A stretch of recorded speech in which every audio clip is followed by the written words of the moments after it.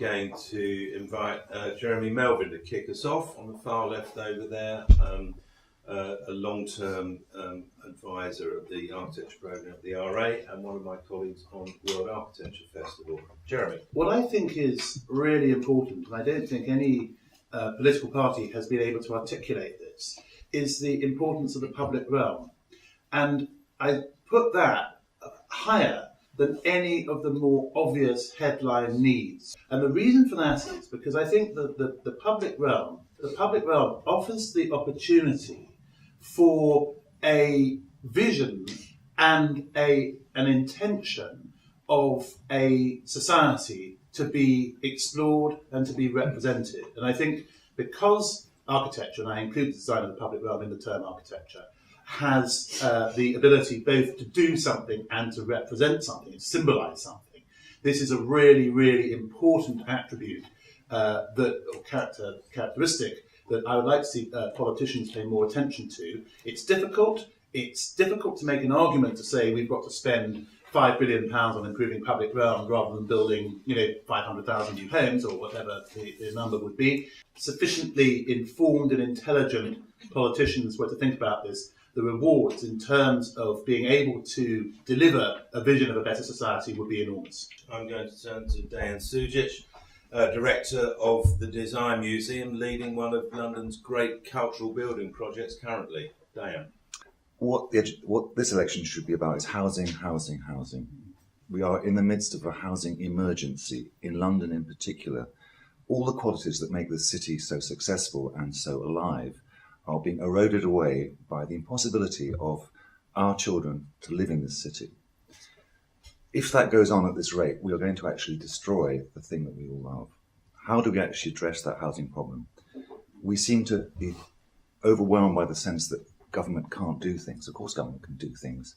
Look at the way that Transport for London has transformed the way that we move around this city. It's one of the great success stories. If you compare London's mass transit system to New York or Paris, they're slums now.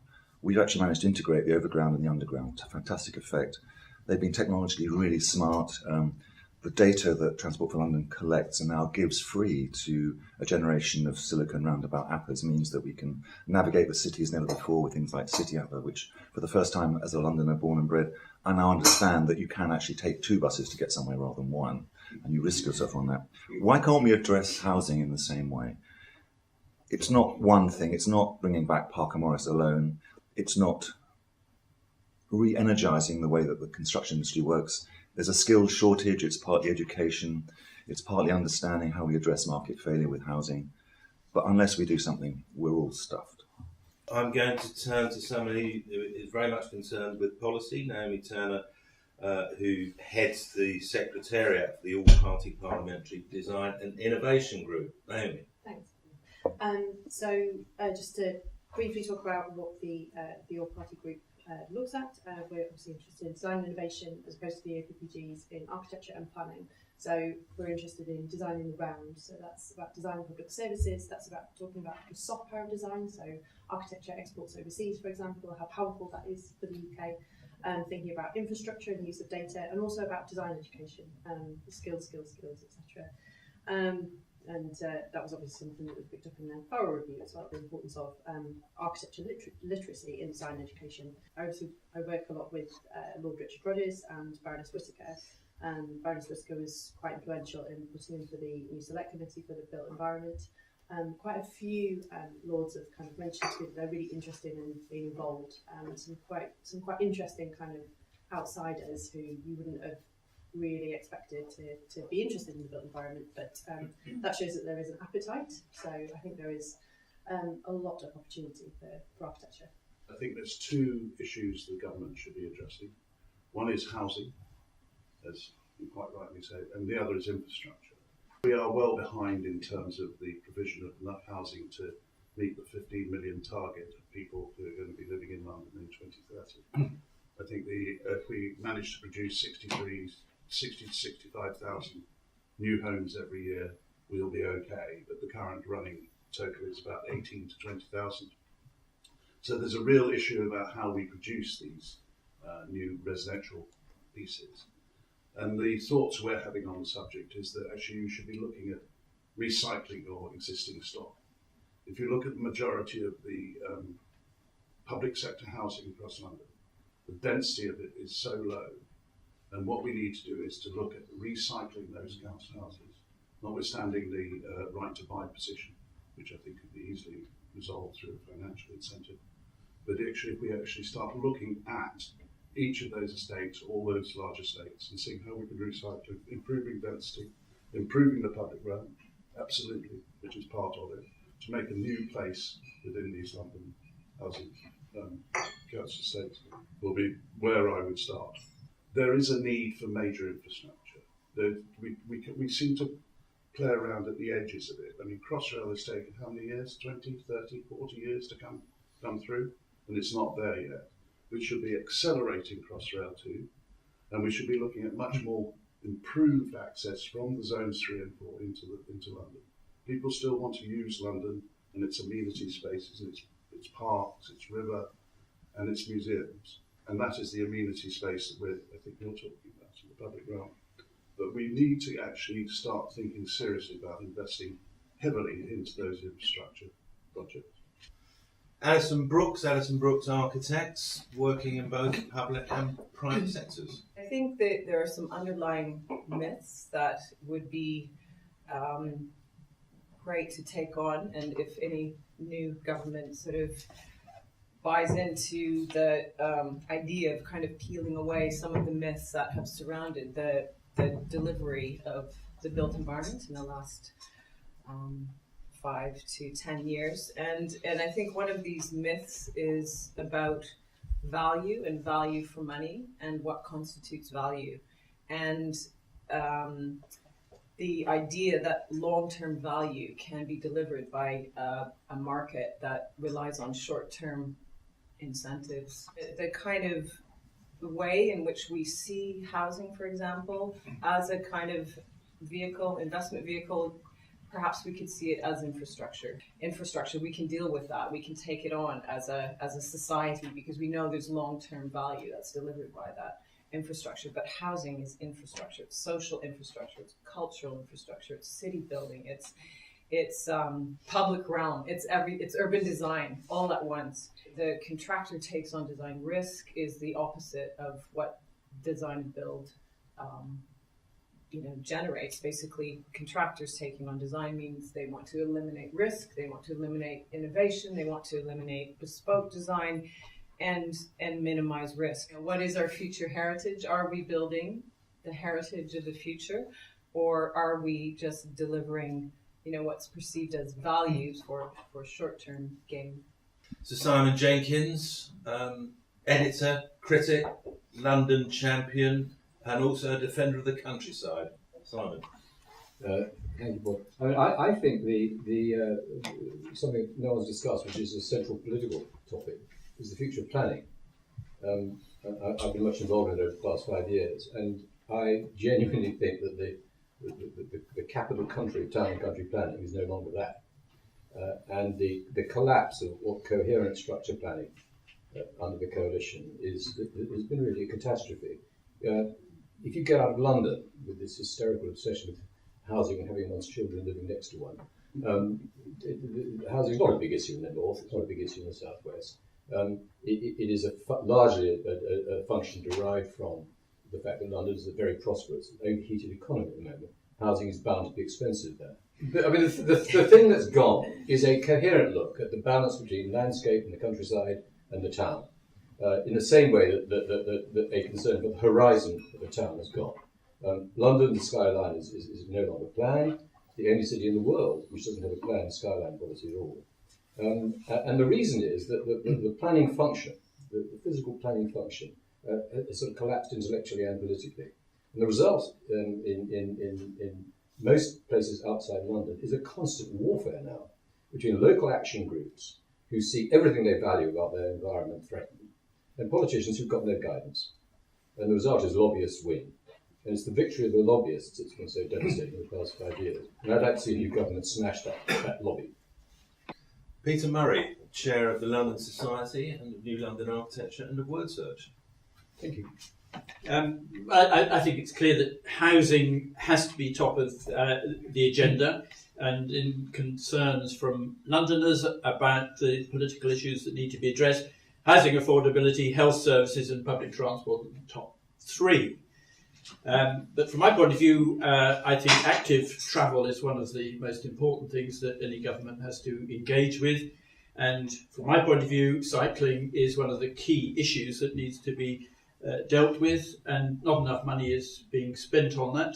The Conservative Party saying they're going to spend £10 per head, the Liberals a percentage of total transport spend, and at the time of recording this, the Labour Party hasn't said it's going to spend any money at all yet. But and that links into issues that Jeremy was talking about public space, improving public space. London has made huge changes in the way it addresses public space over recent years. I think cycling is a key part of that. And it is also a key element about creating a healthier environment, reducing obesity and diabetes too. And we're seeing, the 5-year forward plan by the NHS has shown that we're spending more on bariatric surgery now for obesity than on preventive programs to cut changes in the way that people live. So I think those are key issues that we need to address. Not top priority, but they are important. Paul Morrell, quantities very extraordinaire, and now a private consultant and former chief construction advisor to HM government history. Having spent 40 odd years trying to get money to go further, and then 8 years or so with you in K, really focusing on the benefits of quality design. It was interesting to find oneself in government and see the difference of perspective and actually start to understand it. They are measured in numbers, not in quality. And the housing issue, I suppose, is an illustration, and I accept that it's pretty weighted towards the southeast, is an example of lots of other things that are going on, like aged care, half our pensions will stretch and so on, where they just seem to be too big for governments to solve, notwithstanding what Deyan says. And you talked to, in private, as one did, to the housing ministers about the fact that we should be kind of embarrassed that we can't house our people. And do we really know what it costs not being able to house them, and how much money that might produce properly? And do we have a plan for doing it? The reality is there is no plan. And so what you see, and you'll see it in almost every topic that you've got on your list to discuss here, is a huge amount of displacement activity that goes on. So I actually declined to chair an exercise on off-site construction of housing on the fact that he wouldn't solve it. That's a supply-side response. Some of this stuff links together in terms of the touching faith in the private sector, some of which I share. I don't think anybody wants to reprivatise British Airways, for example. But nonetheless, it is a fact that the housing has never, ever been produced in the numbers by the private sector that we need. So they just have to get money together, public money together. But then it needs to be spent wisely. When this industry, in its broadest sense, goes to see politicians, it spends most of its time arguing with each other about how the problem is architects or the problem is contractors. And by the way, in that conversation, most politicians incline towards the contractors because they actually make stuff. So we should just take that off the table as their problem and start talking in a more productive way about how we solve their problem, which is stuff provided for the benefit of citizens. Max Farrell, responsible for coordinating the Farrell Review on the whole of UK architecture in all its many tendrils, if I can put it like that. Max? I think one of the interesting things about the review is that it was non-party political, and I think that in terms of what we've achieved, I think it's partly because of that, and it was partly because it was the industry sort of framing the issues in a way that wasn't about party politics, and the aim of it was to make architecture and the built environment a much bigger public issue, in the same way that health became a much bigger issue 70 years ago, or education 50 years ago, and arguably food became a much bigger public issue 30 years ago. So it's about time the built environment had that kind of focus. And the problem with it within government is it is split up and fragmented, and because it affects everything, everyone builds stuff, all the different departments do. And at the moment it sits across 5 different departments, and there's responsibility for transport in one, and planning in another, and design. up until very recently, sat within the Department for Culture.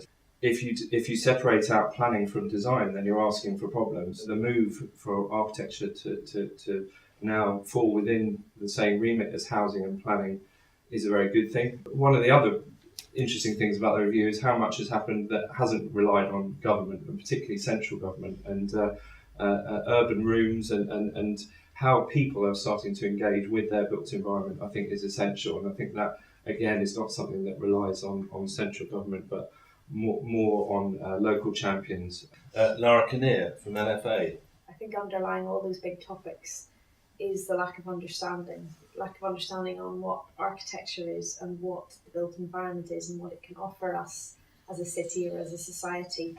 I think Sir Simon's completely right that there is this intellectual collapse in not just how we teach architecture, how we understand the built environment, but also how we practice it and how we are governed in terms of the built environment. And I think a lot of attention needs to look at the skills that we are asking for in briefs, that we are teaching in universities and schools, and if we perhaps tackle that side of things, maybe more intellectual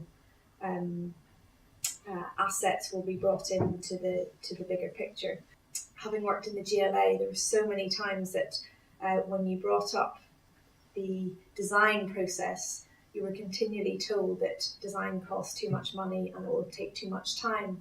And then Max, you mentioned something about the political and non-political responsibility, and I think that's also crucial because we can't just leave it in the political worlds.